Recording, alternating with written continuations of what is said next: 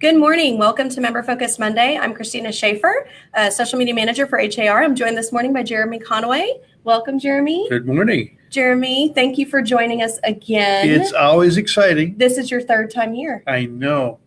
I was thinking there'd be a picture with a star, though, but no, not yet. It's in progress. Oh, okay. You're becoming a series regular here. Oh, So, Jeremy, for those that are watching that haven't heard you speak before, if you could just do a quick introduction of who you are, what you do for HAR. Okay, well, I'm the strategic architect for the Houston Association. I've been with them for some 15 years. And basically, my job is to be sure that we're on the leading edge of what's happening in the industry so that we can best support our members so they know what's happening. That's really what it boils down to. We do this through a program called Annual Objectives. Every January, we adopt 9, 10, or 11 things that we're going to do this year that keep us and our members up to speed. Okay, great. So you joined us twice last year, and last year we did speak a lot of about the D word. You said you wouldn't say that. And if you're not familiar with the D word, we'll just say it once just to get it out of the way so we all know what we're talking about, and that is disruption. We talked a lot about that last year. We've decided that the D word's done, right? We're done with the D word. Yeah, to place that in the big picture. Mm-hmm. So we spent, if you go back over the past 5 years, 5 years ago, we were talking about the future. It was all about what's going to happen in the future. And then 3 years ago, we were talking about trends and things you could actually put your hand on that would have it. And then finally, last year, at the beginning of 2018, we were beginning to actually see things happen, which is this disruptive process. So what's happening now is it's done. Probably you could go back to November 15th and put a pin in your calendar and say that was probably the wake-up day when disruption stopped and the new era, what we're calling the new era, now appeared. Yeah, so we're in this new era of real estate. So just if you could tell us what's going on right now in the real estate market, what are you seeing locally and nationally? Okay. Well, actually, the same thing. Well, we understand that every marketplace is unique. That's something that's important. But what's happening really is happening in almost every marketplace. Now, there are some small communities in and about where there'll be a delay, obviously. But what's happening is that there's a new host of alternative or new players coming into the marketplace. And there's probably 5 or 6 of them. And there's another group of traditionalist players who have updated their game, if you will. But what's happening is they're using a whole new approach, and most importantly, they're funded at an incredible degree. So this morning at 5 o'clock, I was watching the local CBS channel, and sure enough, at 5:05 this morning, there were video ads on the station from 2 of our alternative brokerages here. No one ever had that kind of money before, but that's one of the characteristics, are the new brokerages have incredible amounts of venture capital, and they're spending it.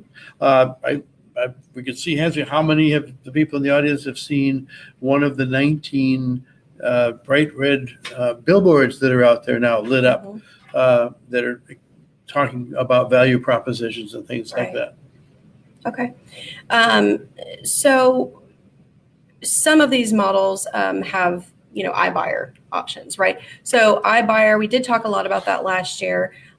Basically, if you've never heard that term before, go Google it, because what a consumer can do is they can go to different websites and they can get an offer on their home without really having to call a realtor or things like that, right? So this is something some of the iBuyers are realtors. Yes, some of the iBuyers are realtors as well, right? But my point is they don't have to get on the phone or speak to somebody, or they just do this through an automated process almost, it seems, right? Yeah. Well, it's again, what's the key word here? Okay, this new movement, this new era is not broker-centric, it's not agent-centric, it's consumer-centric. Right. Everything here has been designed to be easy for consumers. So yes, accessing iBuyers is amazingly easy, very quick, right? Very accountable. So this is something that when we first heard about this, happening maybe 2-3 years ago, when we first heard about this concept, it was very new to us. But now I think it's people are becoming increasingly aware of it. So what percentage do you think currently, are people using iBuyer? Well, interestingly enough, just a small question, it burst onto the industry. We had never heard anything about it until January of last year. Okay. And literally within 60 days, there it was. And I think that's probably one of the important things is that the new era moves very quickly. It's honest. And so, yes, there are a number of iBuyers operating here in the Houston market and nationally. What is it that we should focus in on that? So just what percentage of consumers are Okay. are Well, buying? again, it's a little soon. This is their first year. Mhm. So initially what they thought was that 12% of people would exercise this option. When the Houston Association of Realtors brought in many of the national leaders from the iBuyer movement to its strategic leadership conference in Galveston in September, by that point they were thinking that maybe 25%. Okay. Now, last week at the Inman Conference in New York, which featured most of the industry's leader, people were saying they think it's going to go to 40%.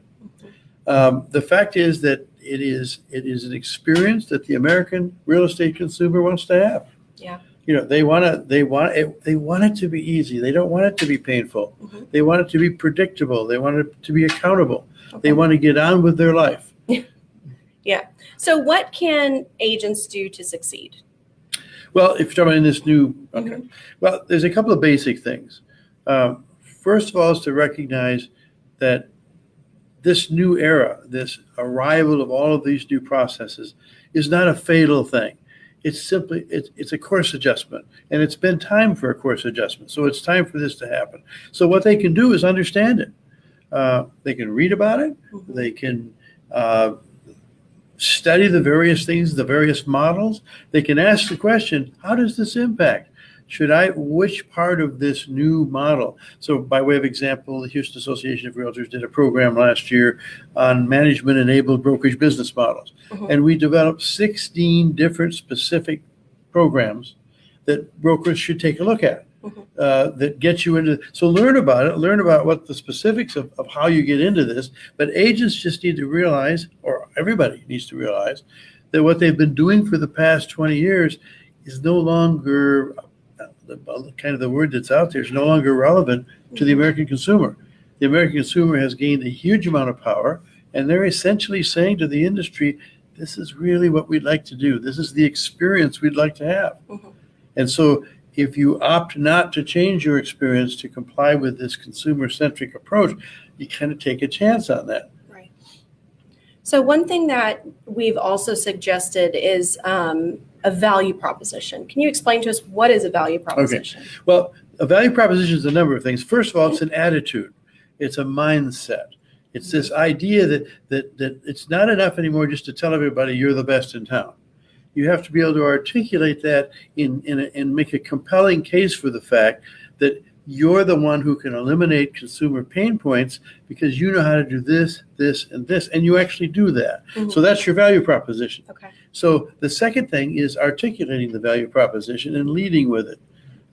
It's not that we're the biggest, not we're the best. Your value proposition is we do these things really well, and you can depend on us to do these things really well. So you articulate that approach, and people respond to that. You Mhm. deliver. It builds your street rep in terms of doing that, and you're off in the new era. Okay.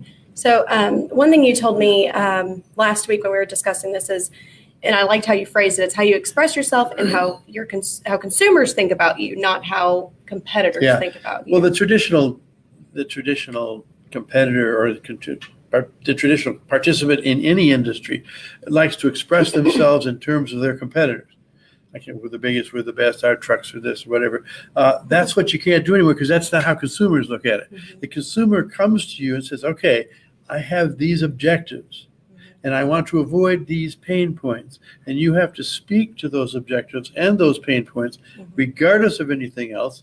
And that's what the value proposition is. A successful value proposition reaches out and says to the consumer, you know what, you don't have to worry about me calling you back because I'm going to call you back in 10 minutes no matter what. Mhm. And you can take that to the bank.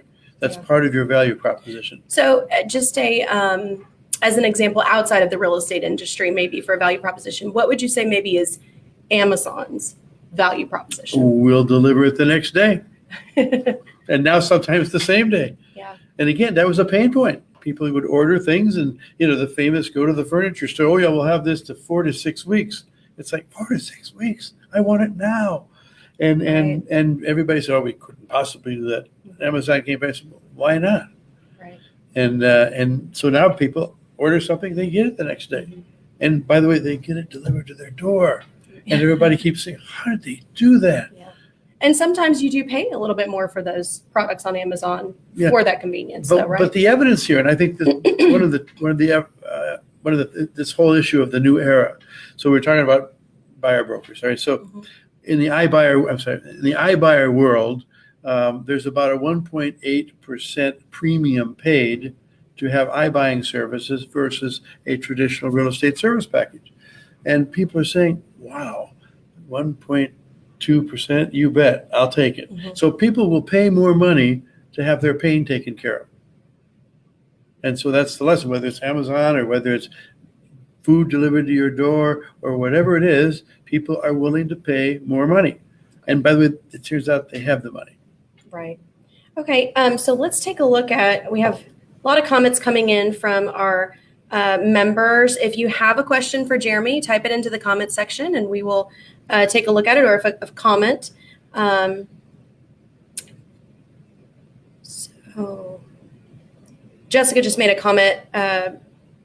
Why do sellers think easy saves money and it really doesn't? So she was just kind of. No, again, that's not the point. The point isn't saving money. The point is pain, suffering.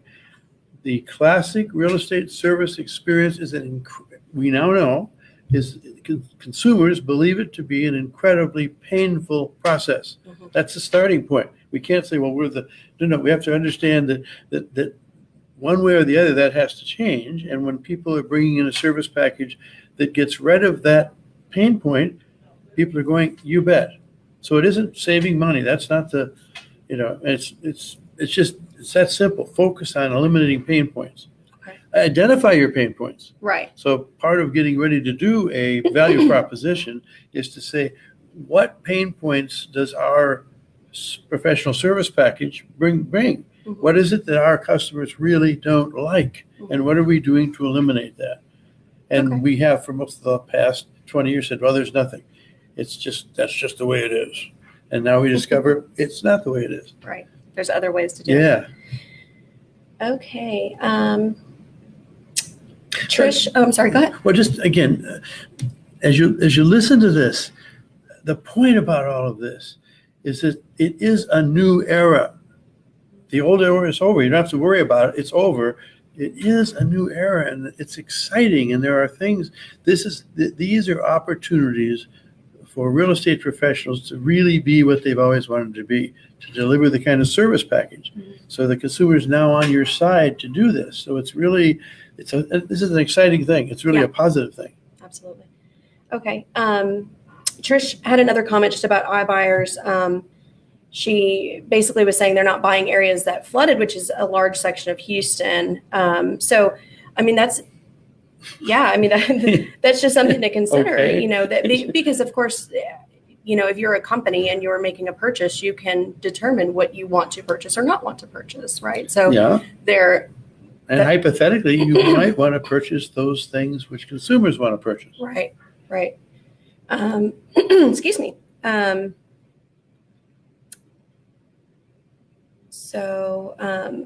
We've heard this comment before.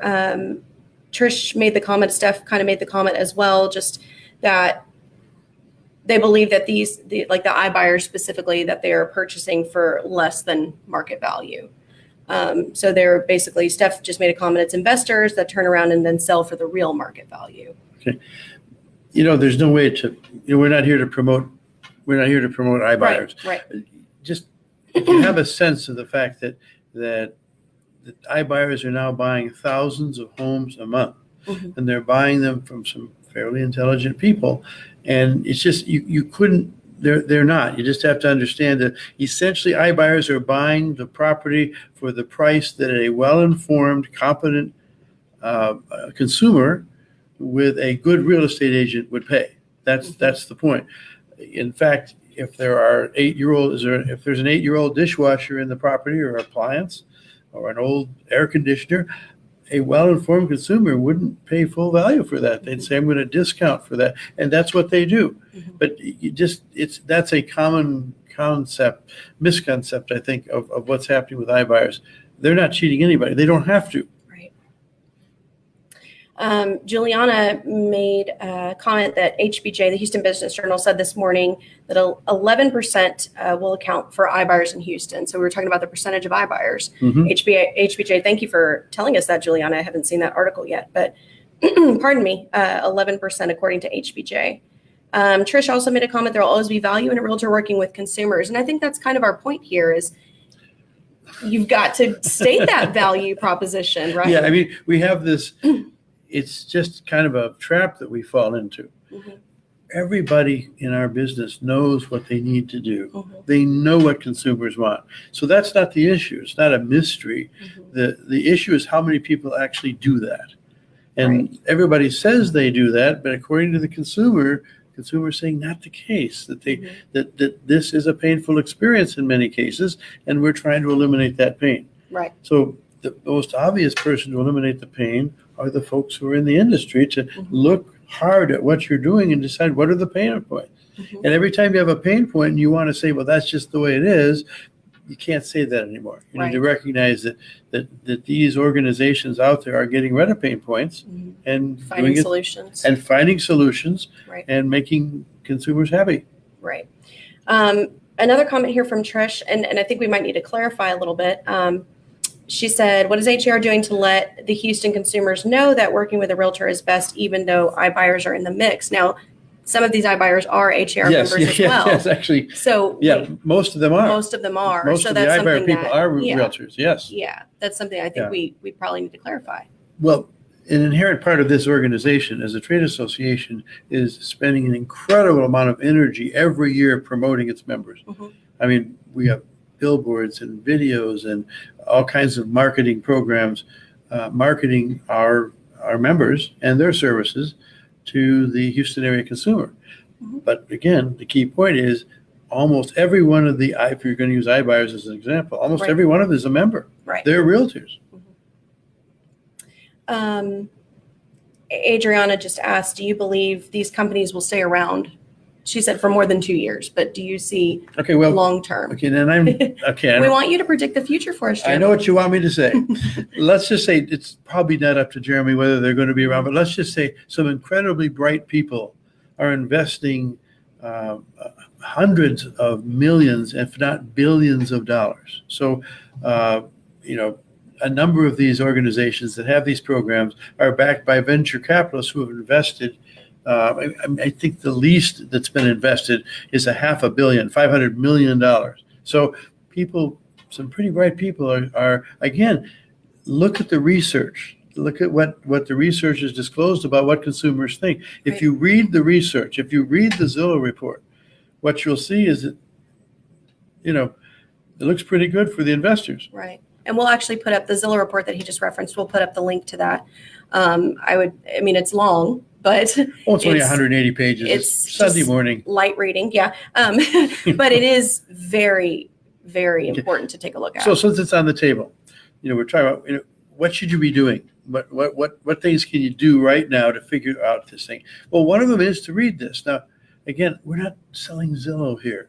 What we're saying is that Zillow has 4,000 employees, many of whom are graduate level researchers and writers. Mhm. They have, about 3 weeks ago, produced the 2018 Zillow Housing Report. It's 180 pages of amazing information. Now, some of it is funny. We find out that 49% of the people who bought a new home last year have a dog. Only 6% have a cat. So well, that's important. But the point is, what they do is give you information that you need to make decisions about how you deliver services. Mhm. And it's this information doesn't have an agenda. They do original research. They report it. It's free. Just go out on the internet, download the thing, but read it. And you can say, well, that's not true. Well, okay. Every time you say that's not true, then you need to say what is true. And Right. where did you get that information? There are a few more people asking basically what is HAR going to do. Deanna actually made a comment, not all realtors are the same or offer the same relevancy, which is kind of what you're trying to Yeah. point out. It seems to me the message of relevancy needs to come from the individual, not from HAR. Was what her comment Well, was. ultimately, but generally, our society believes that there's a power in coming together and doing things as a group. So the idea of some 40,000 Houston area realtors coming together, having an association that is able to bring together the resources and the knowledge and the wisdom to market in a more sophisticated fashion for the benefits of its members is a positive thing. But you're right, it's a small thing compared to what realtors, agents, brokers need to be doing to promote themselves. That's all about the value proposition. Yeah. And everyone should be working on their value proposition. Steve is asking, he said, you stated that iBuyers are paying market value on homes they're buying. What is the benefit to them if they can't put them back on the market for a higher than market value? iBuyers do a lot of things with homes. They put them into rental programs. They put them into for people who buy like 100 homes to put into some sort of investment program. It's a fairly sophisticated thing.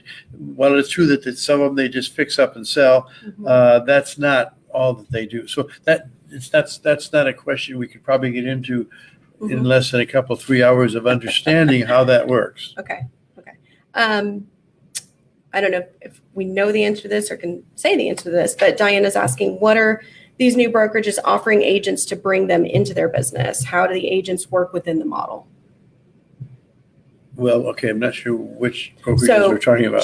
I guess pick one. She didn't. She didn't specify, but I think she's probably. We've been talking a lot about the iBuyers. They don't tend to have agents. They tend to have administrative people who do appraisals and make offers and things like that.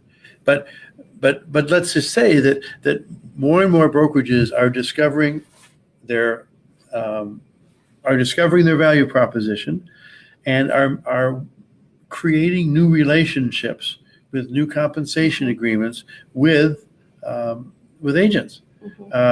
And in many cases, however, what this means is that in exchange for this new compensation program, there's a different relationship, which means we agree on our value proposition.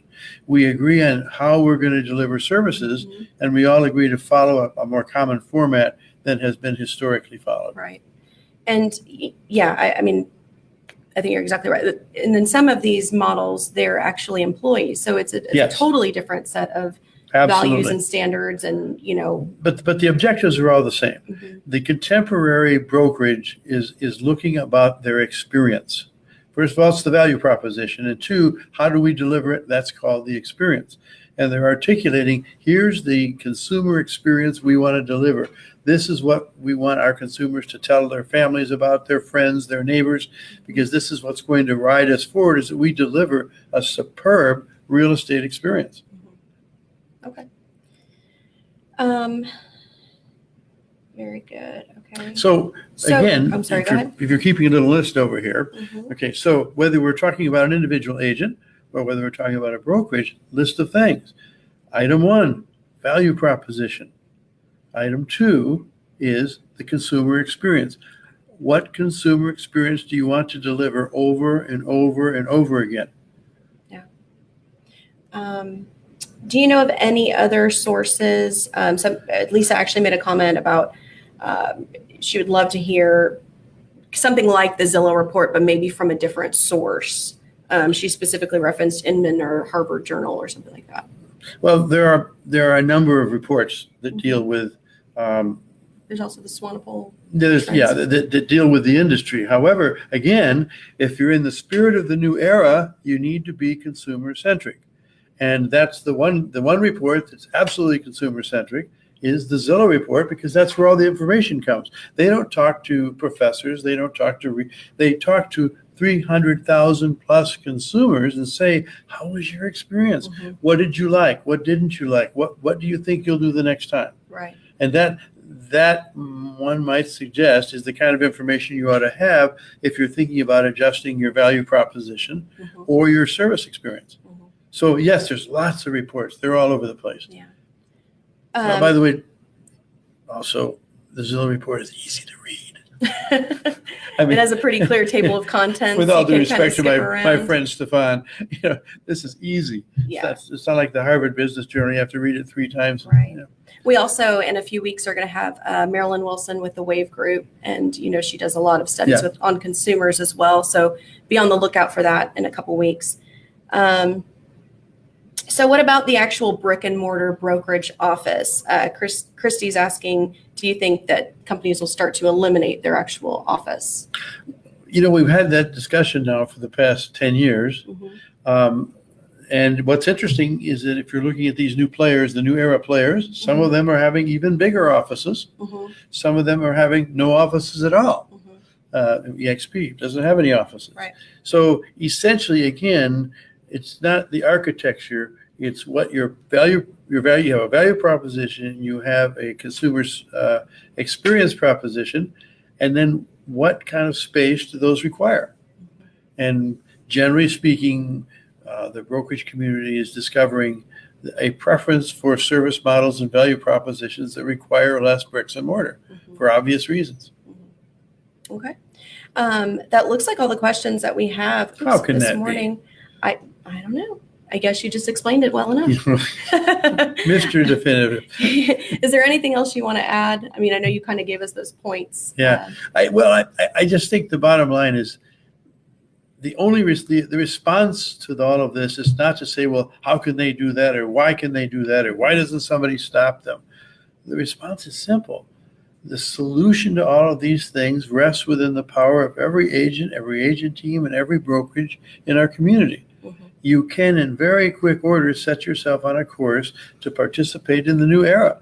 And it doesn't, I say, well, that's easy. They have $1 billion. That's not the right response. It's Right. here. It's in your mind that makes this happen. So, we're offering a lot of interesting things here at the association to help you line up what you need to take a look at, where you need to start. But you can win this. This is yours to win. Right. There is another comment. Deanna, she'd made a comment earlier about what is HR going to do, but she said her comment about relevancy being individual made with this information in mind. How can HAR put out a message of relevancy that applies to the disruptors, the D word, right, and to her? I don't understand that at all. Well, I mean, you mentioned that HAR, we do a lot to put the realtor name, the realtor brand, and all of that stuff out there. But she's really looking for us to put a message out there of relevancy just in general for realtors, I believe, no matter what model they're a part of. Well, we're going to have to talk to Matt about that. Matt's our communication director. He's brilliant. He can figure those things out. And I think he's watching right now. Yes. So, okay. Jamila said you made a good point. You mentioned EXP. While they're virtual, there are several EXP agents who do have brick and mortar offices. Yep. So Hub is asking, actually, is there a prescription for existing brokerages to add value? Yes, absolutely. Okay. It's something that Rita Blevins and I have been working on, and we believe we have that prescription. It's in the form of 16 pills that you'd have to take.